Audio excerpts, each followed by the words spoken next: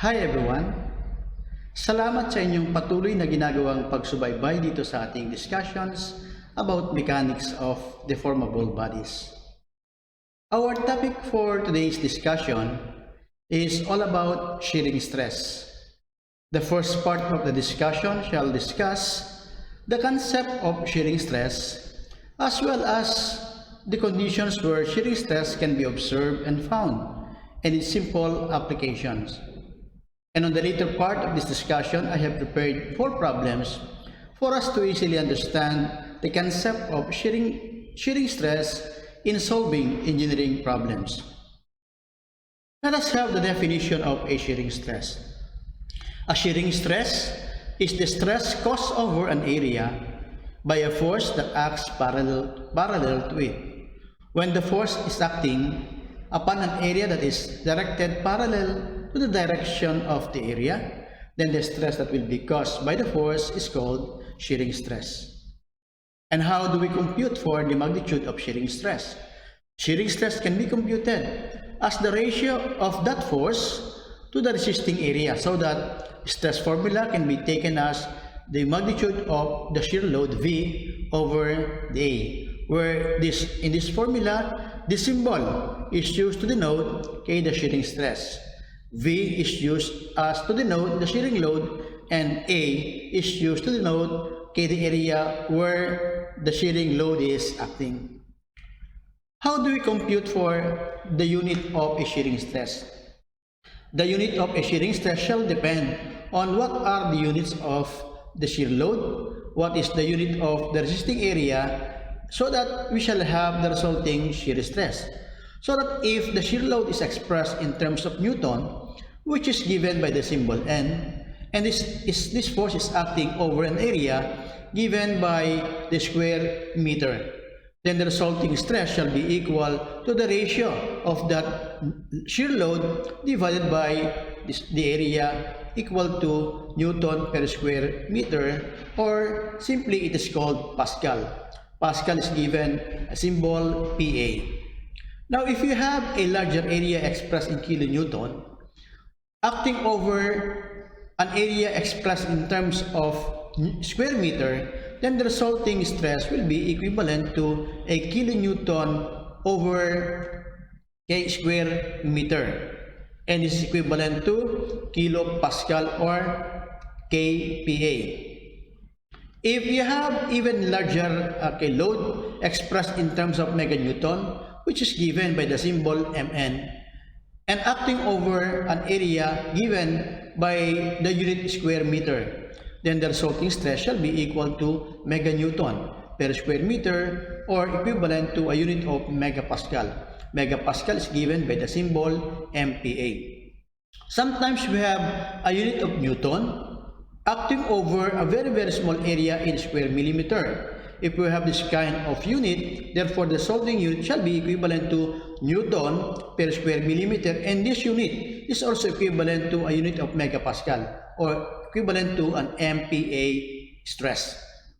In English, if you have a shear load expressed in pounds given by the symbol LBS, acting over an area expressed in terms of inch square, then the resulting unit shall be equal to pound per inch square, or given PSI. Sometimes we have a larger load expressed in kips and acting over an area in square inches, then the resulting unit shall be kips per square inch, or KSI. Now, between these units of stresses and units of load, there are conversions such that 1 kilonewton load is equivalent to 1000 Newton load. And from here, we would say that 1 kilopascal is equivalent to 1000 Pascal. If we have a larger unit of load that is equivalent to 1 meganewton, 1 meganewton is equivalent to 1000 kilonewton, or equivalent to 10 to the 6 Newton, or 1 million of a Newton. And with this, we can have the relationship between a unit of stress in megapascal, such that 1 megapascal is equivalent to 1000 kilopascal, or 1 million Pascal, or 10 to the 6 of a Pascal. In English, if we have 1 kip is equivalent to 1000 pounds, so that 1 KSI is equivalent to 1,000 PSI. Sometimes you might be asking, saan ba kalimitan natagtakwan o kaya naobserbahan ang mga shearing stress at anong kalimitang application ito? Saan ito practically ginagamit? So here are some example of where shearing stress are observed and applied. Basically, or normally, shearing stress are used in the bar cutting machine. The principle of shearing stress is applied in bar cutting machine. For us to give you an idea of what a bar cutting machine is, I have prepared here an illustration of a simple bar cutting machine. A bar cutting machine looks like this one. Okay, we have here a very strong member where this member is to be pushed against each other by a force acting on this member. Between this member, a bar is inserted so that when the force is applied here, okay, what will happen is that the bar will be cut in that direction. Okay, in this case, how do we compute for the magnitude of the shearing stress? The magnitude of the shearing stress is the ratio of the shear load over the resisting area, where the shear load is the force acting on this part, okay, the one that is acting over this area, and the area here is the cross-sectional area of the bar. This is how we use, the principle of shearing stress in a bar cutting machine. Sometimes we also see shearing stress in bolted or riveted connections. Okay, if you have a bolted and riveted connections, okay, the loads are transferred from one member to another by means of the bolt or a rivet. As such, the rivet carries the load in the form of a shearing stress. I have here presented an example of a bolted or riveted connection.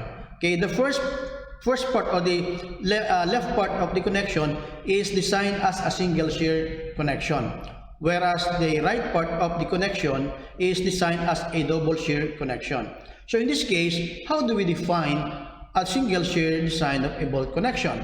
Pag sinabi nating single shear design of a bolt connection, ang ibig sabihin nun, the load P that is acting on the connector is transmitted from one member to another by means of the bolt acting over a particular section. There is only one section here of the bolt that resists the load, such that shear load is resisted by a single area of the connector. In this particular case, you would see here a section where the shear load is transmitted over that area, over this area of the bolt.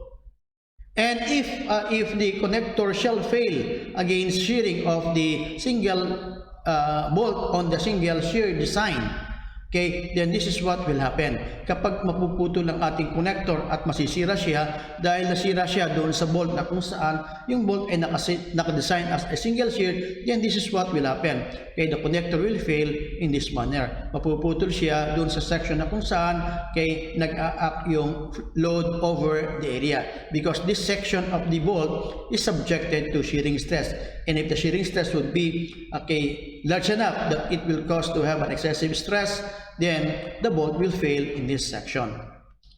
The magnitude of the shear stress is taken as the ratio of the shear load over the resisting area, where in this formula, our shear load is actually the value of the P that is acting over the connector. Okay, and the area or resisting area is equal to the cross-sectional area of the bolt, because it is that area of the bolt that have resisted this shear load P. However, if you have a double shear design of a bolt connection, such that you would see here on the right part of the connector, this is actually a double shear design of a bolt connection. Why do we say double shear design? Because there are two areas of the rivet or bolt that is subjected to shear stress. There are two sections of the rivet or bolt that transmit the load from one section to the other. Ibig sabihin nun, this P is being transmitted to the other side by means of the rivet on this section or in that section. There will be two areas, one area is there and the other area is here. Okay? So that if the connector shall fail on shearing of the double shear area, ang mangyayari, hihiwalay lang itong part nito at mapuputol siya doon sa dalawang section na kung saan the area is subjected to shearing stress. And this is what will happen. This is what will happen when the shearing stress fail on a double shear design of a bolt connection. Now, how do we compute for the magnitude of the shearing stress? The magnitude of the shearing stress is computed as the ratio of the shear load over that of the resisting area, where again, the shear load is equal to the applied load P acting on that connection, and A sub R is equal to the total area that have resisted that shear load, and in this case it is twice the cross-sectional area of the bolt or the rivet that is used in the connector. There are two sections here that resisted the load, therefore there will be two areas that are subjected to shearing stress, and therefore the shear formula shall be equal to V over AR, where AR is equal to twice cross-sectional area of the bolt. Sometimes we also see and observe shearing stress on the puncher, or these are used in the design of a puncher to create hole or produce hole in the plate. Kapag tayo ay nagbubutas ng plate sa pamamagitan ng puncher, yung shearing stress ay ginagamit din sa pamamagitan nito ay nakakapag-design tayo kung ano ba yung tamang dimension ng puncher, gaano kakapal yung ating thickness ng plate, at ano yung size ng hole na pwede nating butasin. So in this case, let me show you an example of a simple puncher that I have created for the purposes of this discussion.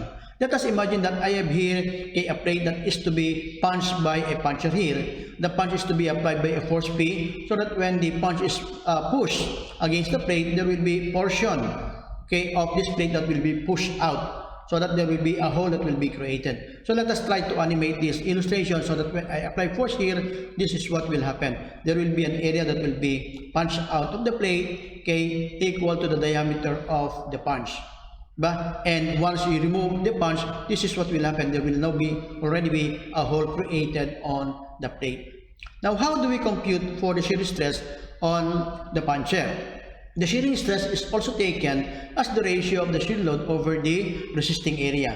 The shear load here is the force applied on the puncher. This is the force applied here, which is transmitted over here and causes stress over the area, okay, that slides, okay, against the plate. Now, how do we compute for this resisting area? The total resisting area is the area that is equal to the circumference of the circle, yung circumference doon ng circle multiplied by the thickness of the plate. Kaya kung ipapakita natin ito yung kay orange colored na kay area ng ating small cylinder that was pushed out or moved out or removed from the plate. And this is taken to be equal to pi times d times t, where d is the diameter of the punch or the hole that is removed multiplied by the thickness of the plate.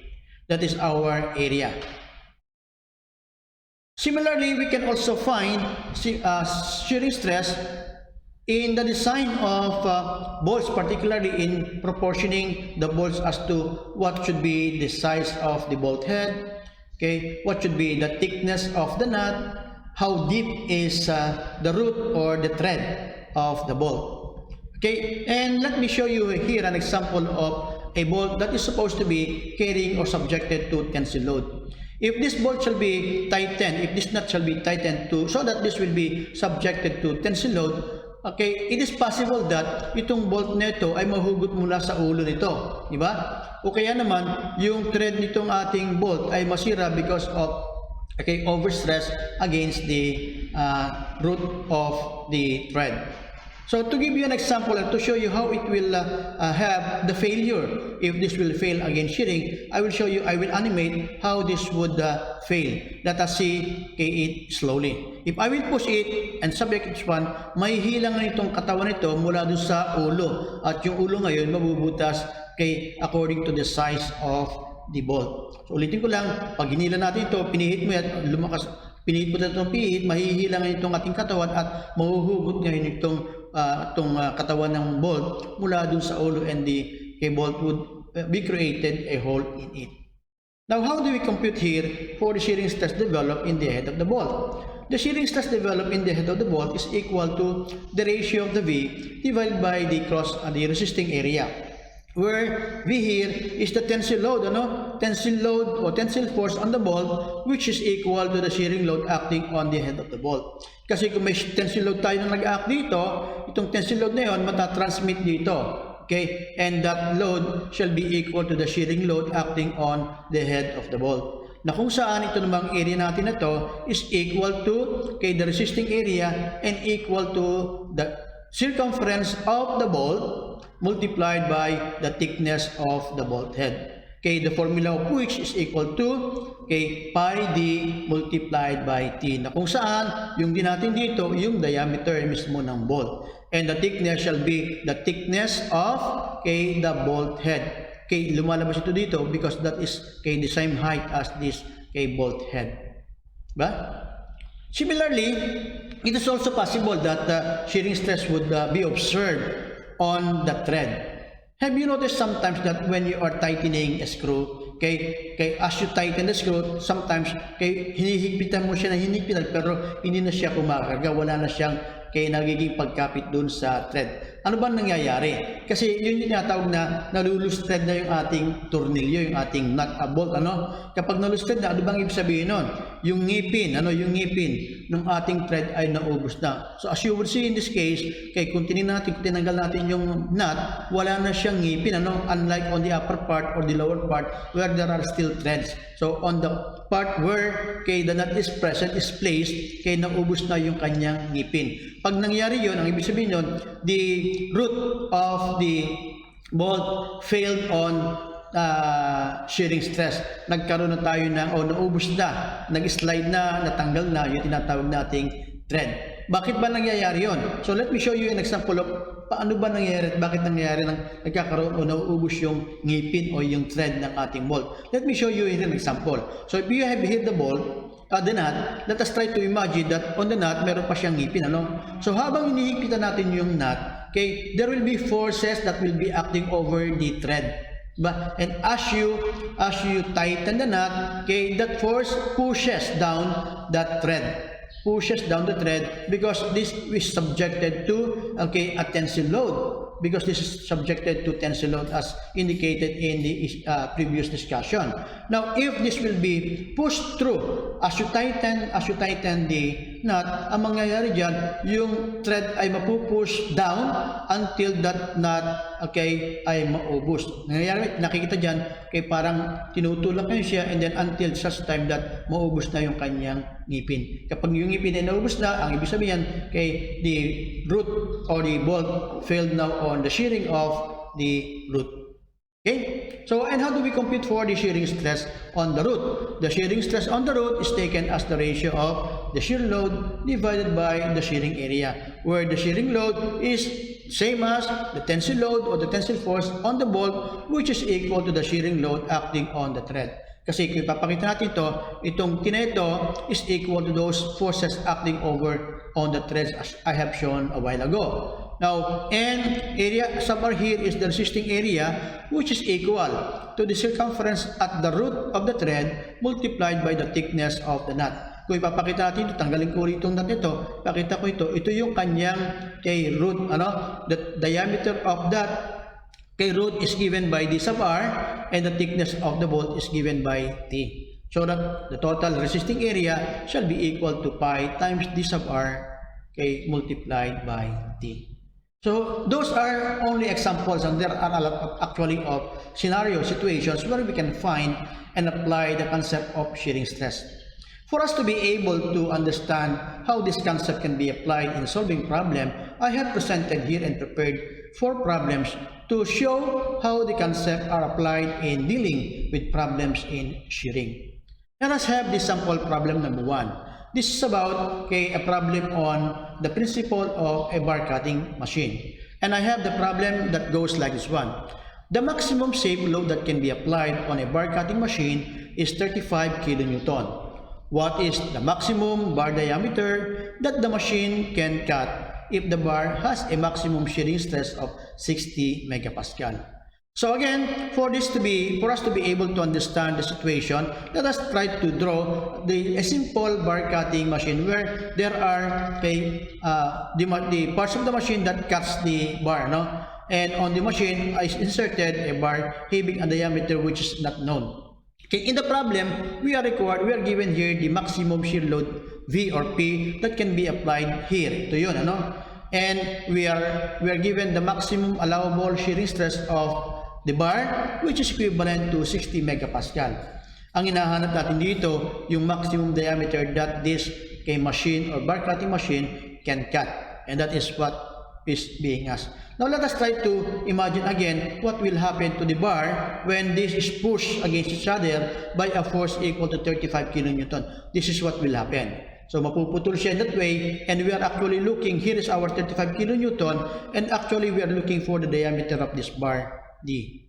So as I have presented a while ago, the shearing stress developed in the bar is equal to the shear load divided by the resisting area, where the maximum permissible shearing stress is equal to 60 megapascal, and the shear load is given as 35 kilonewton, with the area can be expressed in terms of the diameter of the bar, which is equal to the diameter of the area of the circle, and this is equal to pi d square over 4. So that if those values are substituted in this formula, then our equation becomes 60 megapascal is equivalent to a unit of Newton per square millimeter, to be equal to the value of P, which is equal to 35,000 Newton, that is equivalent to 35 kilonewton, and this area representing the area of the circle, the circular area of the bar that is to be cut, which is equal to pi d square over 4. Now, if we will be cancelling Newton here, and okay, you will notice that the resulting unit will be millimeter on the left and d square on the right. So that if we will simplify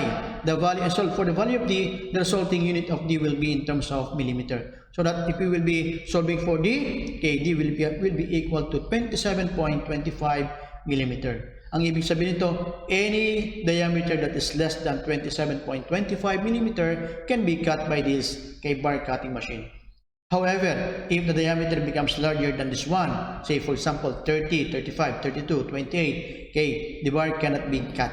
Maaring masira na itong ating bar cutting machine because it is only capable of being subjected to a maximum load of 35 kilonewton. Okay. The second example that I have prepared here is all about the connector, the bolted connection or connector.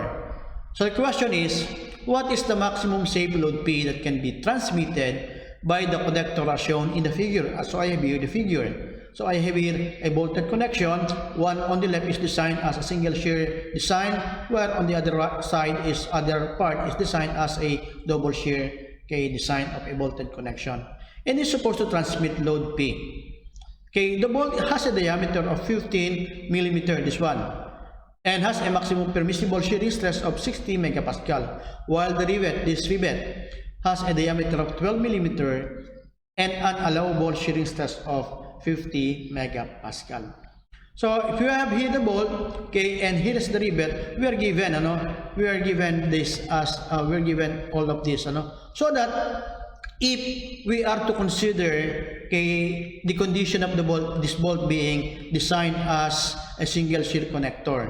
Sabi nga, kung sakali daw na yung connector natin will fail on the bolt at payagan natin na yung bolt ay mapuputol, ano ba yung mangyayari? Maghihiwalay ngayon yung dalawang part, at mapuputol siya sa umagitan ng pagkaputol ng bolt dito. Ganito yung mangyayari. Papakita ko lang uli gaya ng pinakita ko kanina. Okay? So how do we compute for the stress on the bolt? The stress in the bolt can be computed by solving the maximum safe load that can be transmitted by the bolt. So that from the formula that stress is equal to V over AR, ano nga ulit itong V? Yun yung P that is transmitted. The stress is the given stress of the bolt, which is 60 megapascal, and the area, as I have explained a while ago, it is the cross-sectional area of the bolt expressed as the circular cross-section, which is equal to pi d square over 4. So that if this will be substituted in this formula, we shall have here the value of 60 Newton per square millimeter is equivalent to 60 megapascal.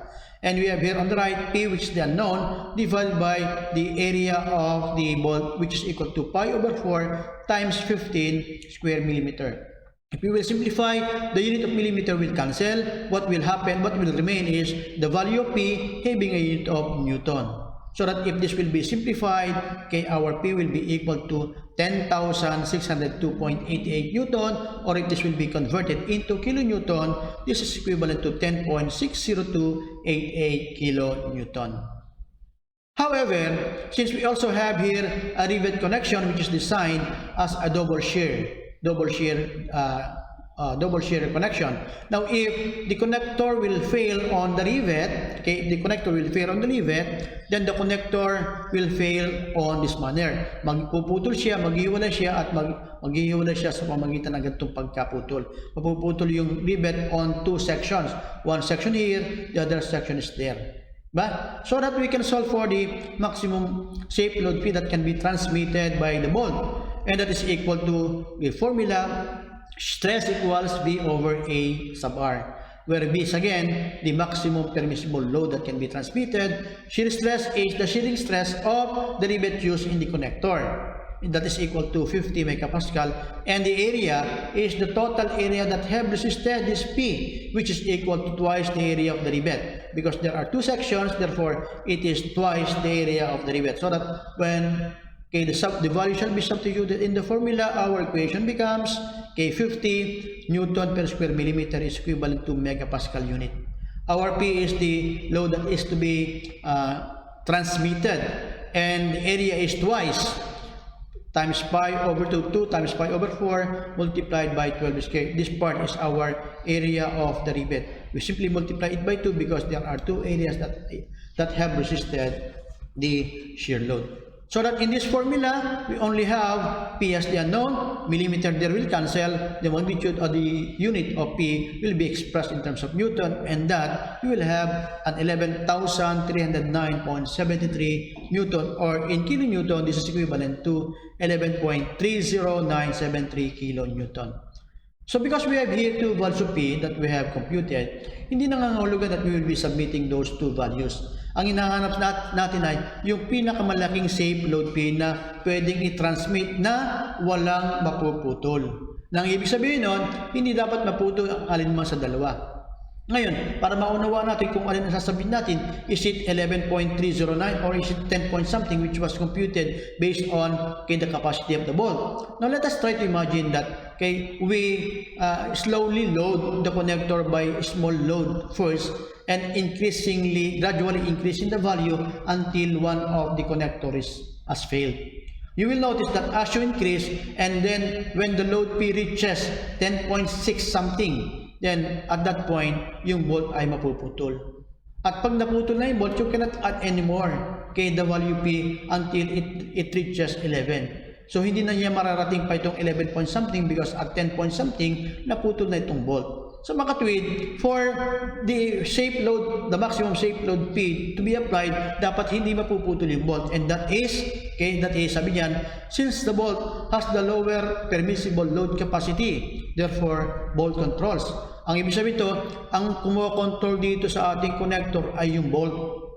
Yung bolt. And the maximum shape load is the load that can be transmitted by the bolt at 10.60288 kilonewton.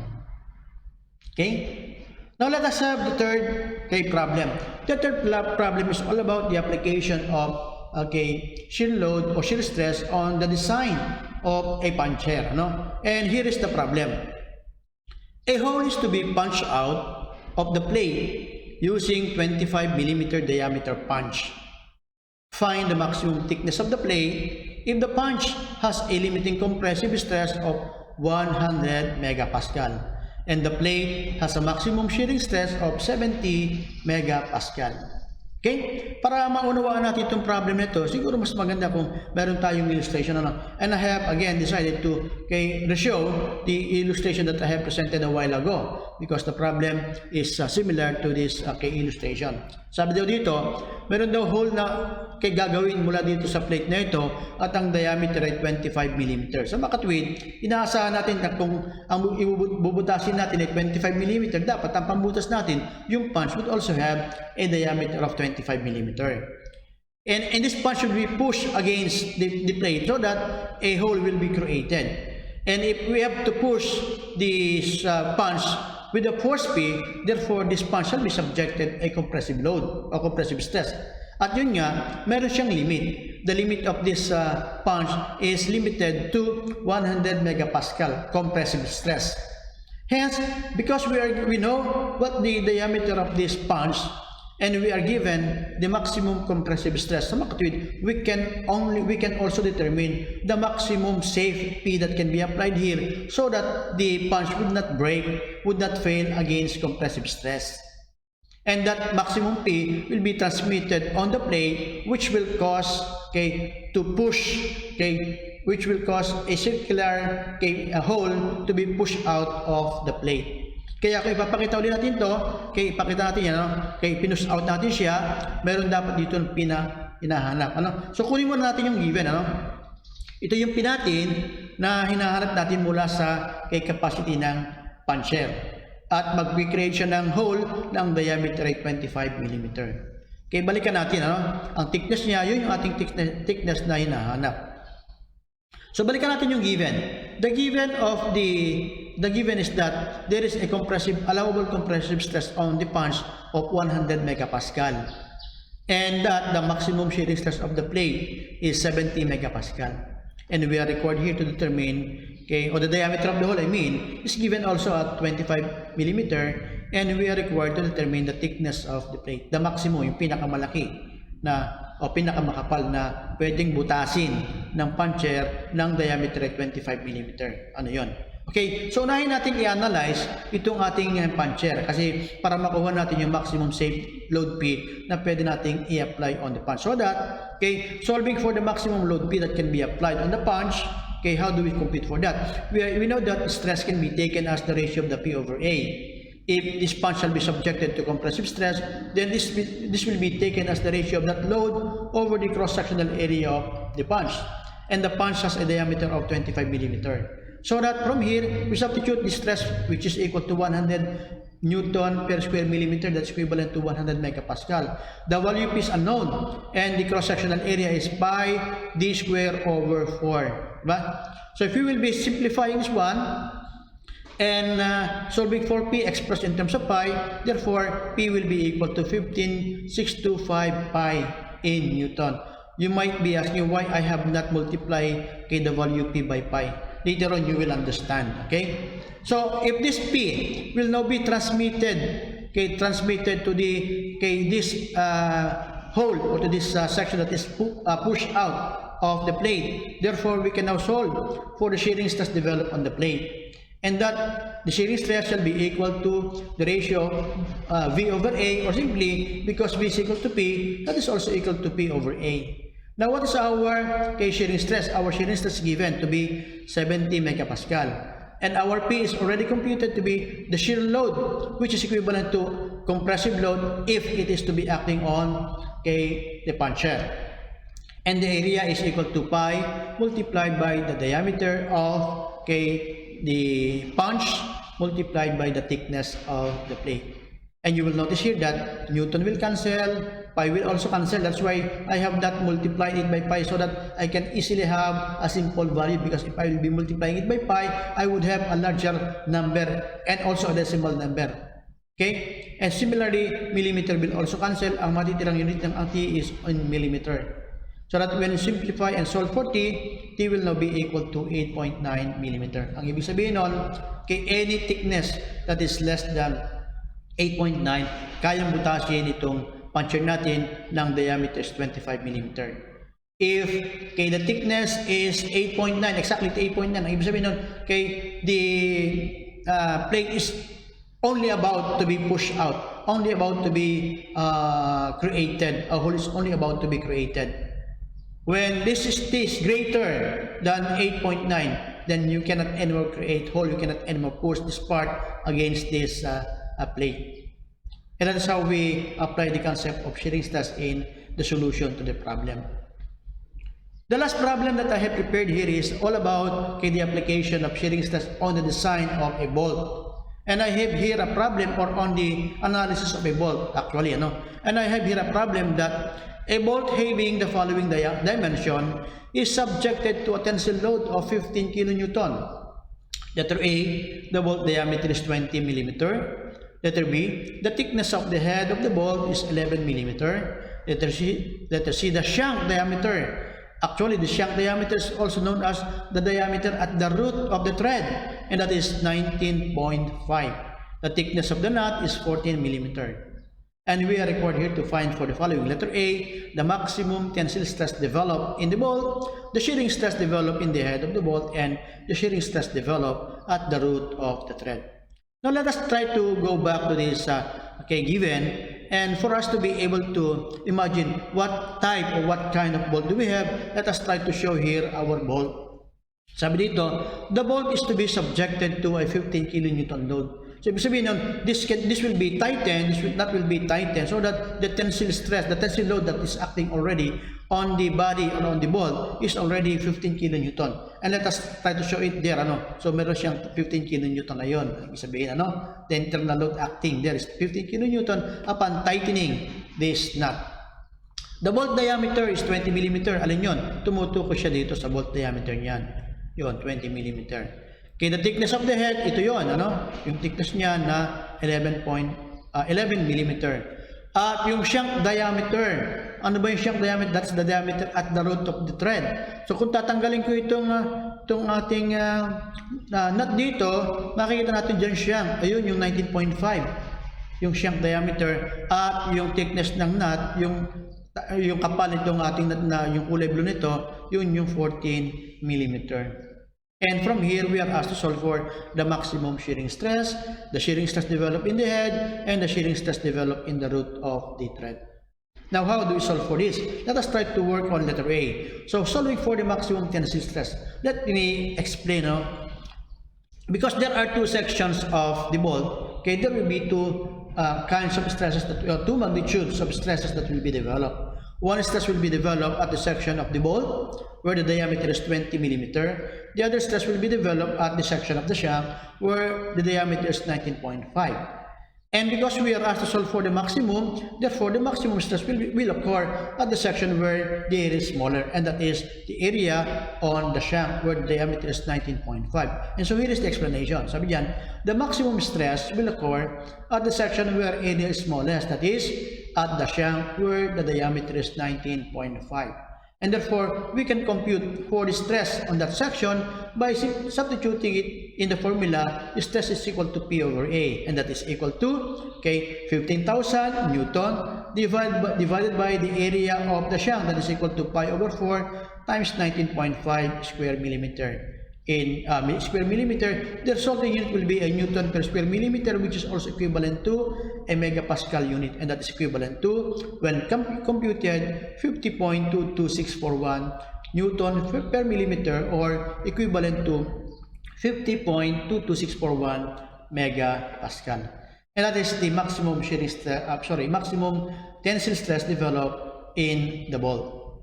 Now, for the second question, the maximum the shearing stress developed in the head of the bolt. Let us try to show it here. We are looking for the stress developed in the head. And we have just discussed that the stress developed shall be equal to the ratio of V over A, where V is the shear load acting on the the tensile stress or tensile load acting on the bolt, which is given to be at 15 kilonewton. And area sub R is the resisting area, and that's equal to the area or the circumference of the bolt multiplied by the thickness of the head, and this is equal to pi d multiplied by t. So if we're going to substitute the values in the formula, we shall have the stress equal to 15,000 divided by pi times 20 times 11. The unit of this will be in terms of millimeter square. So that the resulting unit will be a Newton per square millimeter, or equivalent to a megapascal, equal to 21.70295 megapascal. And then finally, for letter C, we can solve for the stress developed at the root of the root of the thread. That is the stress developed here. Okay? And how do we compute for the stress? Stress is equal to V over A sub R. With V the same at 15 kilonewton, and A sub R shall be equal to the area, the shearing area here, which is equal to the circumference of the shank multiplied by the thickness of the nut, and that's equal to pi dr multiplied by the thickness. So that when the values are substituted in the formula, the stress becomes equal to 15,000 Newton divided by pi times 19.5 times 40, and the unit will be in millimeter squared, so that the resulting unit will be Newton per square millimeter, and that, okay, the stress is equal to 17.489555 megapascal. So these are the example of how we can use shearing stress in solving problems. And I hope that you are able to understand the concept as well as how these concepts are applied in dealing with this kind of problem.